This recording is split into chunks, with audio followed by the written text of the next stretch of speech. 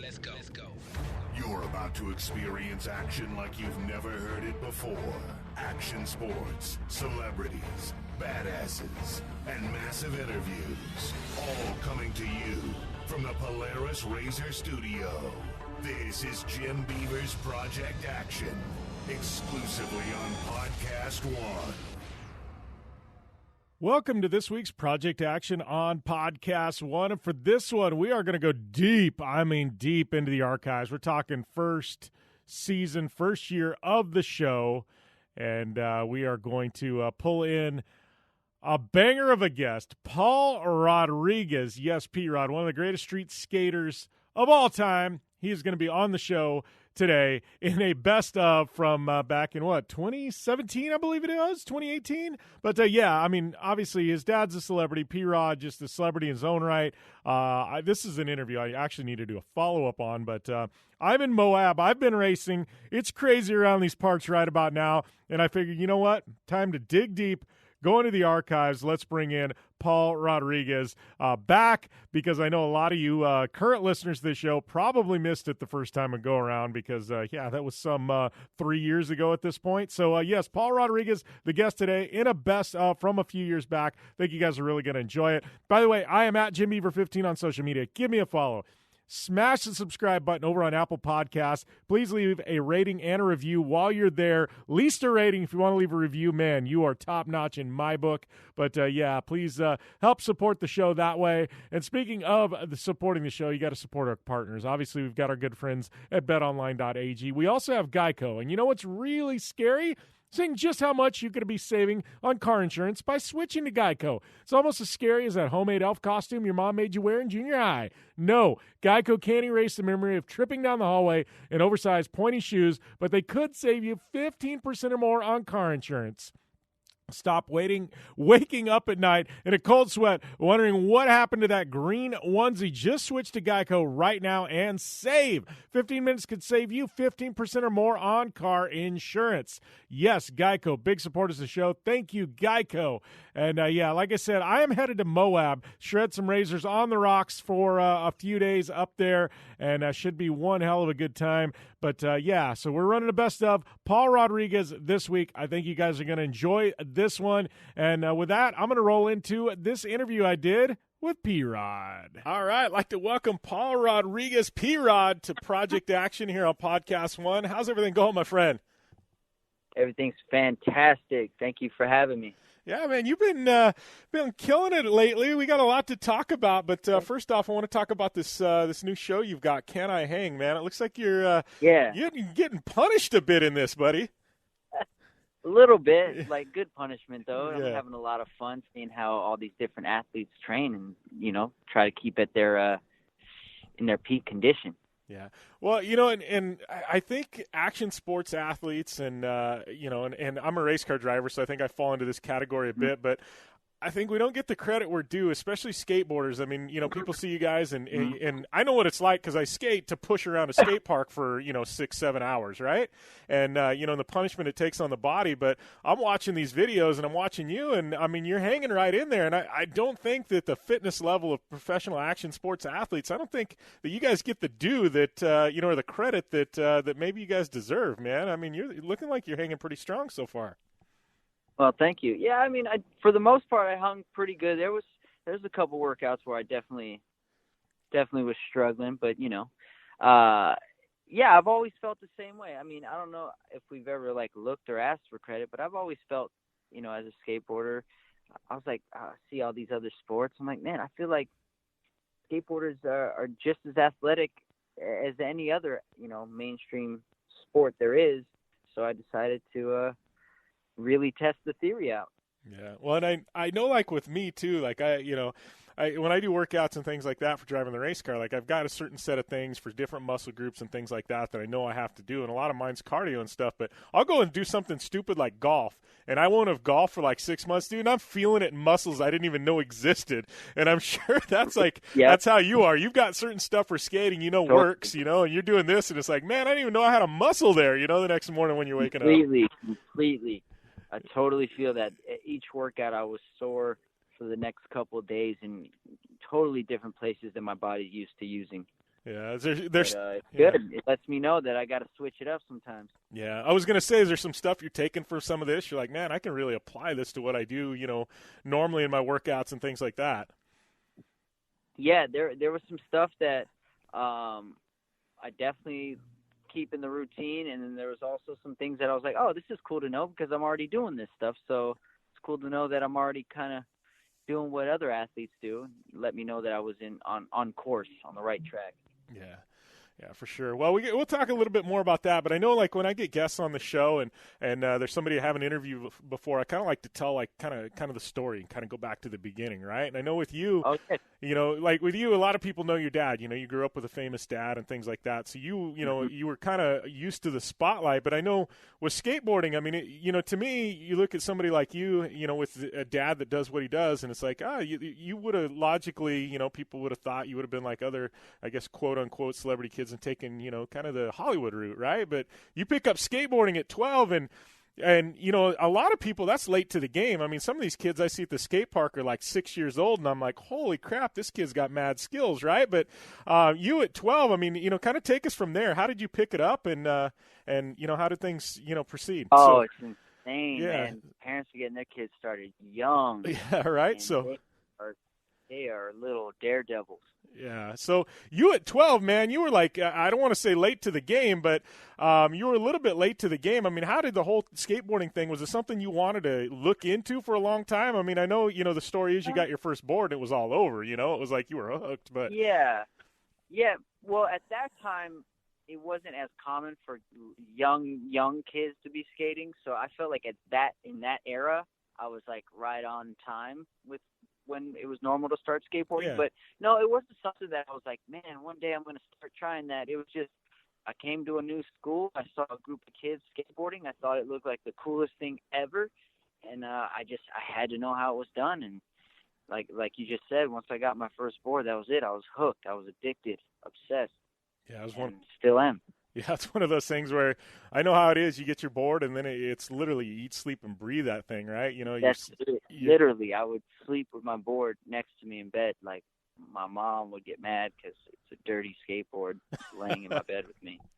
Oh, yeah, you get the greasy, grease coming out of the bearings on the sheets, and I'm sure she was like, "Oh, come on, Paul, we got to change this up here, right?" Yeah, it was funny. But that's how much I literally loved my skateboard.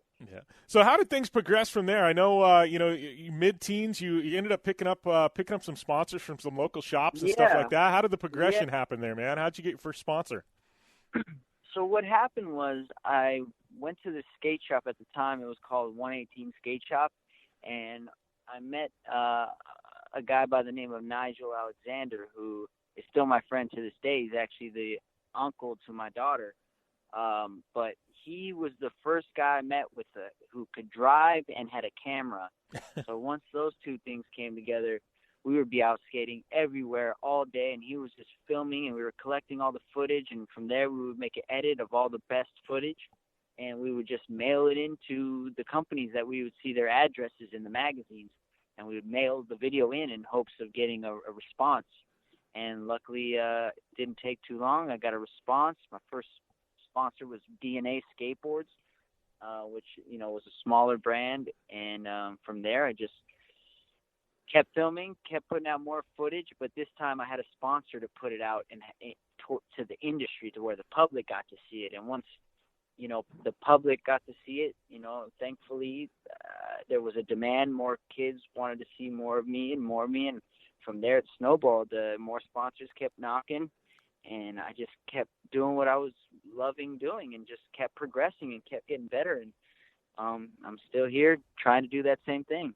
Yeah. How was it when you got that first call back, because I know how it is, like, you're shotgunning stuff out there to everybody, no bites. You get that one and they sign you. And I know, like in my case, first sponsor was like $100 a month. Dude, you would have thought I won the lottery, man. I was like, I was backflipping and everything else. I'm like, dude, this is the greatest thing ever. Yeah, I didn't even get paid for the first few years. It was just like, hey, we want to give you free stuff. And I was like, I won the lottery. Yeah. I'm running around screaming. I'm telling my mom, I told you, Mom, I'm going to make it. Like, don't worry, one day I'm going to buy you a house, this and that. I was getting all excited. So yeah, it's like winning a Super Bowl, I would imagine. Yeah, for sure. So Best feeling. yeah. So, kind of things move along here, and I know you picked up some sponsors. You had some really good sponsors. We'll get into talking some of the competition stuff, but I do want to talk about a big one, Nike coming into skateboarding. Yep. And you were, kind of one of the guys right there, and, and obviously we'll talk about the relationship with Nike, but, I mean, that's a big one. Nike – you talk about LeBron James, Michael Jordan. You can go down the list, and some of the greatest athletes in history have, worn Nike shoes. I mean, how was that for you to get that call? That was a trip because, I grew up in the Michael Jordan era. I'm a 90s kid, and Michael Jordan was king back then and still is, in my opinion. So I grew up in Nikes. My first pair of shoes, little kid, I still have them. My mom gave them to me a couple years ago, little baby Jordans.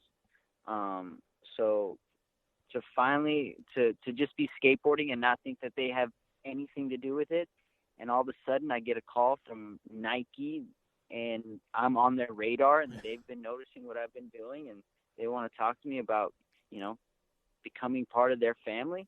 It was unreal. Like, I didn't even know that I could dream about it. So I never thought that far. And when I got the call, they flew me down to Beaverton, Oregon, took me on the tour of the whole campus. My mind was blown.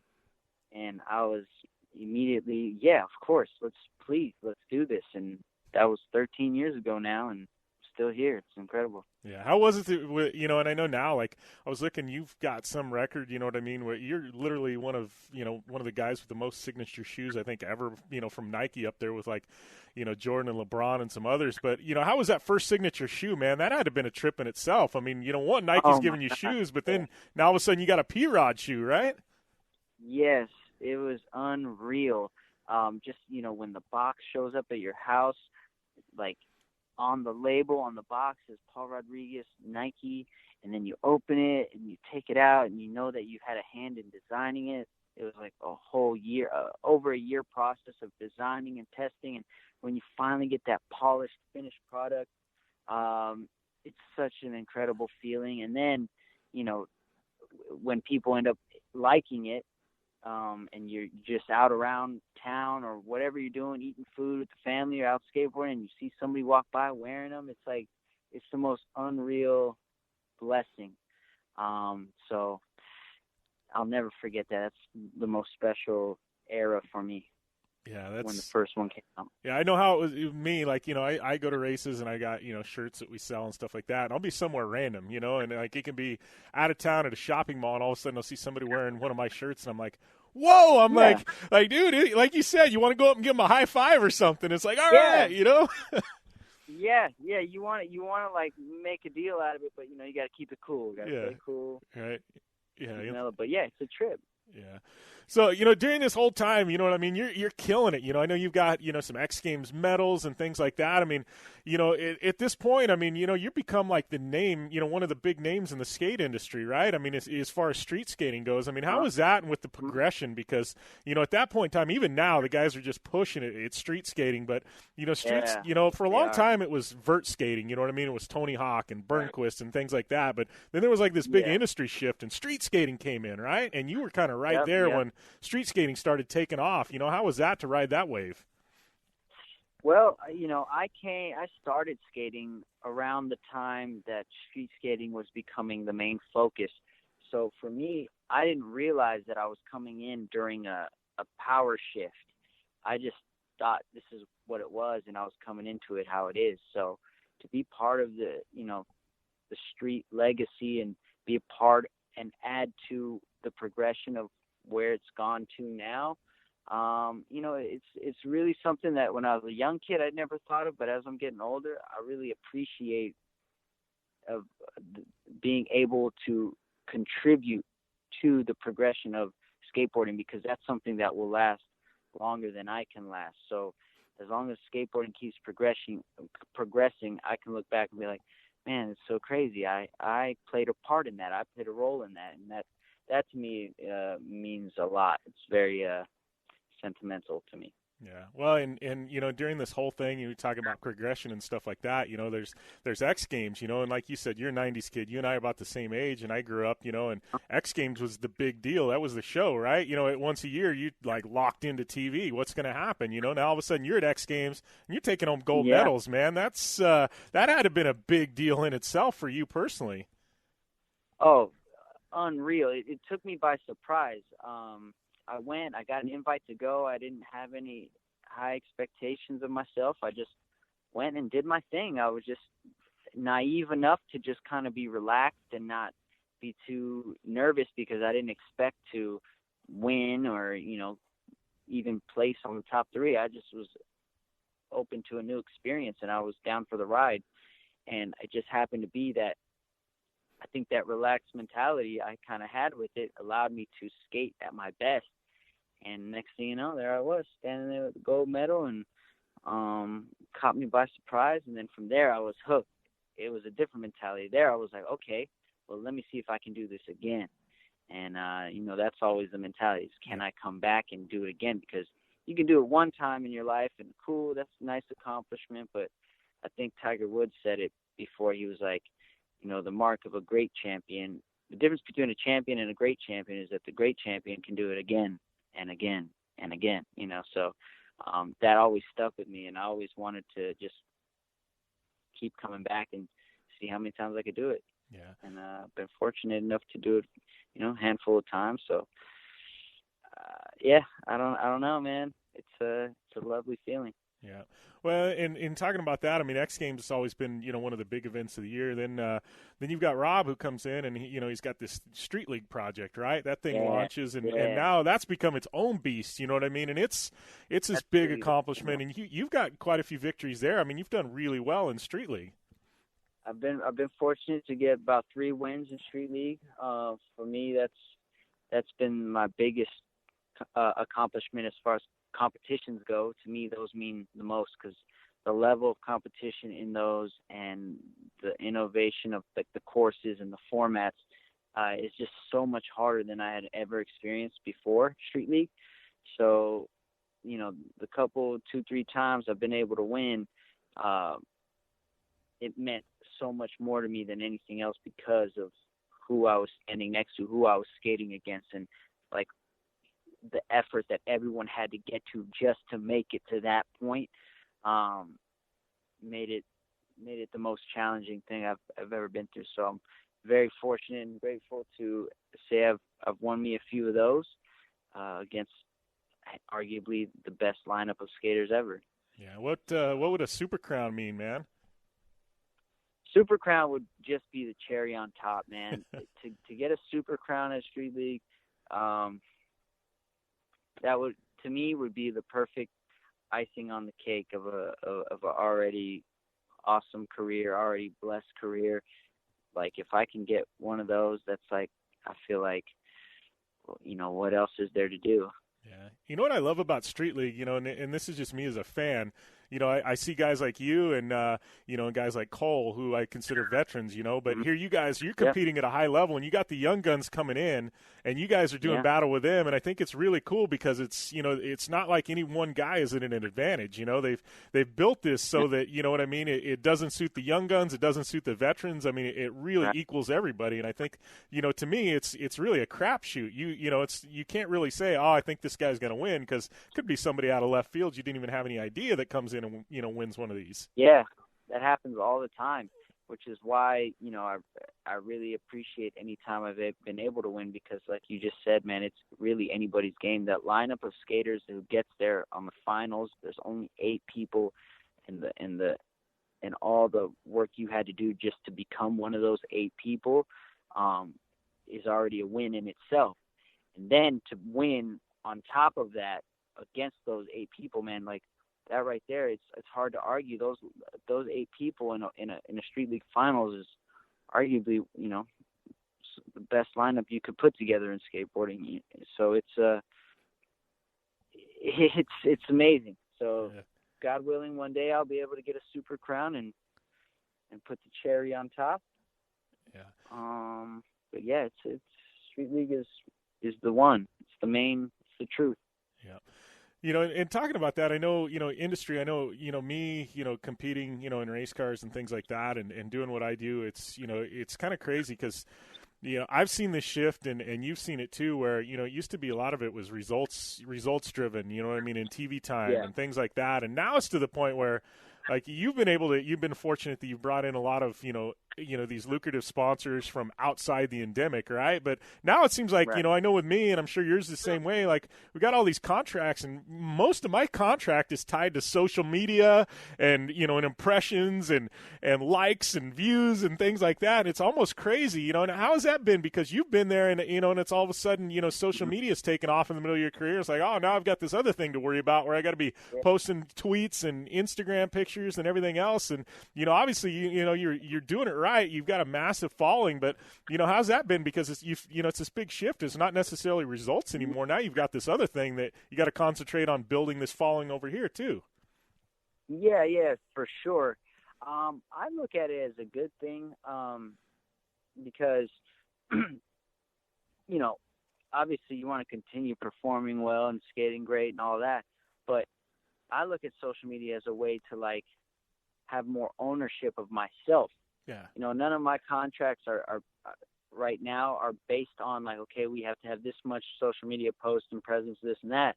I like to retain ownership of my social media because it's super valuable. Yeah. And I just like to build it up and get the followings going on my own because, yes, that does add to negotiating power when it comes time to renegotiate.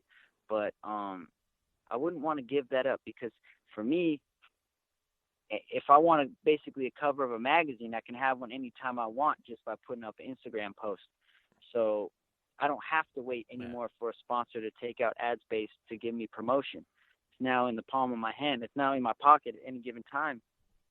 So even if you're not performing super well, you can still have this social media following and that keeps growing to keep your presence strong. Yeah. So I look at it as it's a blessing. Well, and I think, you said something there too, having ownership over it, and you see a lot of people with their social media feeds in it, and it becomes really commercialized, right? You know what I mean? Right. And like with you, I think, I'll dabble with that. I've done some things like that, but I don't have any contracts where it's obligated for this or that. It's like if somebody comes to me with, hey, we'll do this for that. Okay, cool. If it sounds good, cool. Like I'm not saying that I don't advertise or anything on it, but but it's authentic. It's ownership. It's because you want to. It's not you're forced into it. Exactly. Yeah. So gives leverage. Yeah. So moving forward, I know you're talking about, your career and obviously you've got some business investments in the skate industry and things like that. But, like you said, the Super Crown would be icing on the top. And obviously you're staying in the skate industry one way or another. But, long term, I mean, where do you see yourself 10, 15 years out? Would you like to, I know you've talked about doing some acting and things like that. Would you like to kind of start going down that path and dipping your feet in the water a bit? Absolutely. I'm actually currently taking acting classes. Been doing it for the past few months. Having a lot of fun doing it. I'm just trying to learn the craft and get better at it, but I'm still fully concentrated on skateboarding. But yeah, in a perfect world, my goal would be to make a smooth transition from skateboarding into the acting world for sure. I would be super excited to do that. Yeah, I do have to bring something up because it was like a month ago, and it was before I even knew I was doing this interview. But I was on iTunes, right? And somehow in my feed, based on whatever I like or I watch on iTunes, Street Dreams pops up, and it was like a 99-cent rental, and I'm like, well, I gotta rent this for 99 cents. How can you go wrong, right? Dude, that wasn't a bad movie. I mean, it wasn't bad. Like, the skating was good in it. All of our first time, So for all of our first time, from the directors to the writers to the actors, it was all of our first time doing anything like that. So considering that, dude, it didn't come out too bad at all. And even still, kids to this day, even the younger kids mainly come up to me, and they always call me Derek. Was my character in that. And they always say, I was just watching Street Dreams this morning, or I was just watching it the other day. Like, it's still like a little cult classic. Yeah.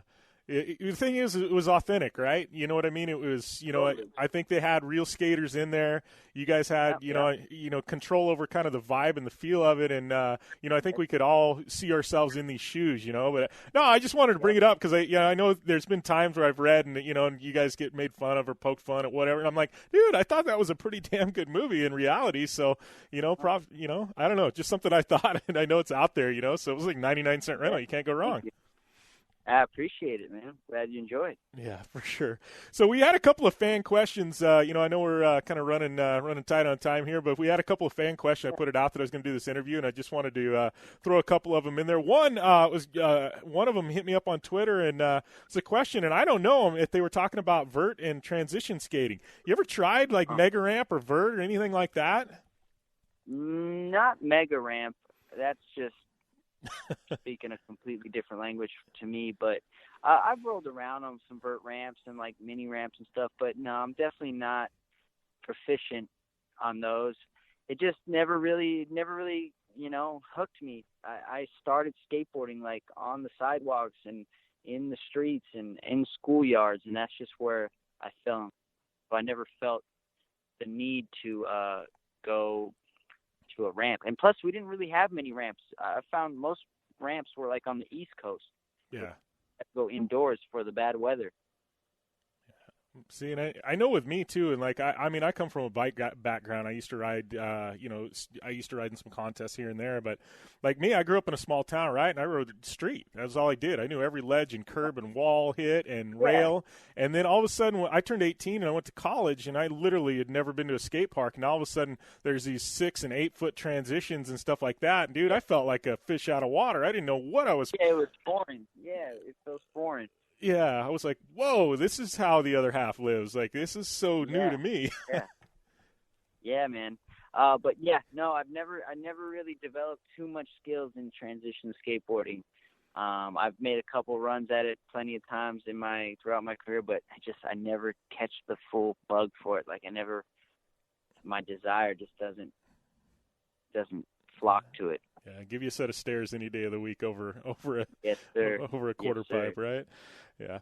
Yes, sir. Yeah. So other question, and I know we talked about it a bit, but 2017 plans. This is another fan question off Twitter, but what are the plans for 2017? Obviously Street League. I think that kicks off shortly, and I don't know. I can't remember the exact dates, but what are the plans for this year for competition?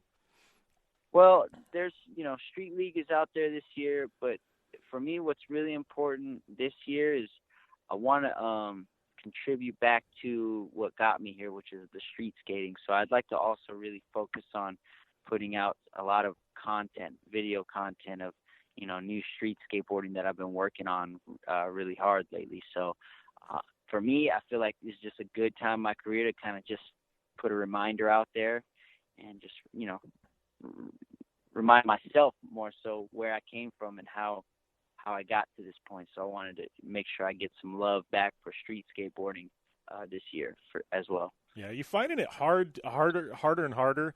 There's so many good kids coming up, and you know what I mean. And you're feeling it really hard to innovate now. You know what I mean, and come up with new tricks because it's like, man, how many different ways can you flip a board, right? Are you finding it hard to get creative? I mean, it seems like sometimes it goes the other way, and everything's so massive. It's like, oh, we got to jump a gap that's 10 foot bigger, or something. But how are you innovating, man?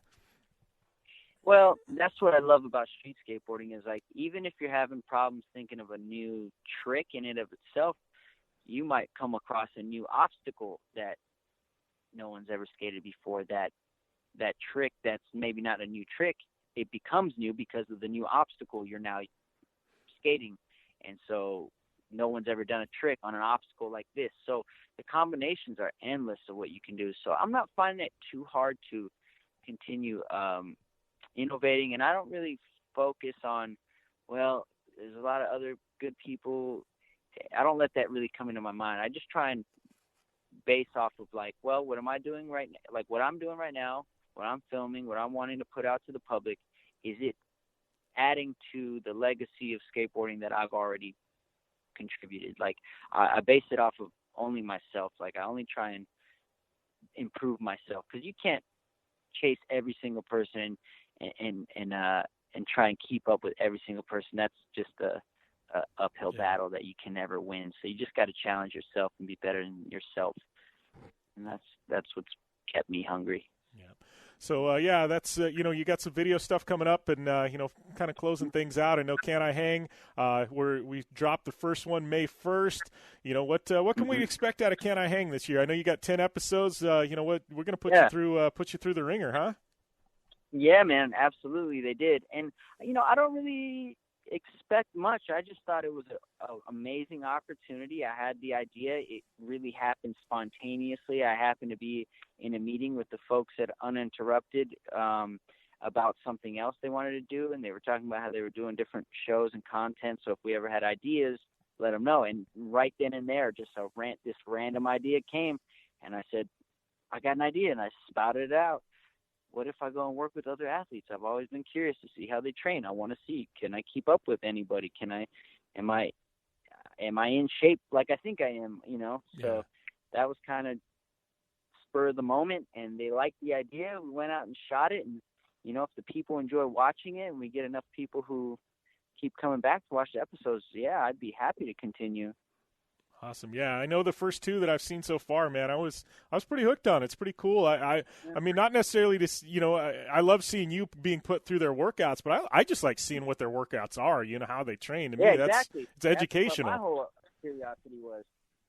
Yeah, so no, having a good time with it, man. Thank you for coming on the show. I appreciate it. Best of luck with the new show and and everything else coming up, and love to catch up with you sometime down the road. Awesome. Thank you so much. I appreciate your time. All right. Thanks a lot, Paul. And that's all I got this week on Project Action on Podcast One. Like I said, that was a best of with Paul Rodriguez. And thank you guys for continuing to support the show. Follow me at JimBeaver15 on social media. Make sure and go over to Apple Podcasts, subscribe, rate, review.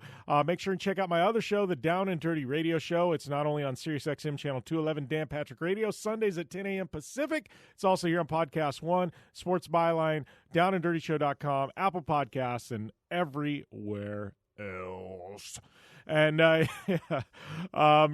going up to Moab, so thank you guys for following along on my adventures, those of you that do. But it's going to be a hell of a lot of fun doing some interviews up there, but while we're at it. But we got a lot of big news happening in regards to Project Action in the coming weeks. So big guests coming back as well. So saying that, I'm getting tongue-tied here because my mind is already on the rocks and driving razors in Moab. But we're going to sign off this week. Thanks to Geico. Be sure and check them out. They got lots of savings happening, 15% or more at Geico.com. Our good friends and partners at BetOnline.ag. Don't forget, use that promo code PODCAST1. Get you a sign-up bonus. If you're into iRacing, PR-Jim Beaver, that's going to get you a whopping 50% off at iRacing. And Jim Beaver 15, that code at Dirtfish, that'll get you 15% off in any and all classes at Dirtfish Rally School. All right, that being said, I am signing off for this week. See you next time right here on Project Action on Podcast One. Have a great week. Welcome to the MIP. Yeah! The Michael Irvin Podcast. You knew this was coming. Guess who? Let me start this thing off. Join me every week for the Michael Irvin Podcast. We'll give you the full MIP experience. I'm talking everything from football to fashion. I will be chopping it up with playmakers, headline makers, and I am throwing haymakers. I'm the MVP of the MIP. Don't miss it. Download new episodes of the MIP, the Michael Irvin Podcast, every Thursday on Apple Podcasts, Podcast One, and Spotify.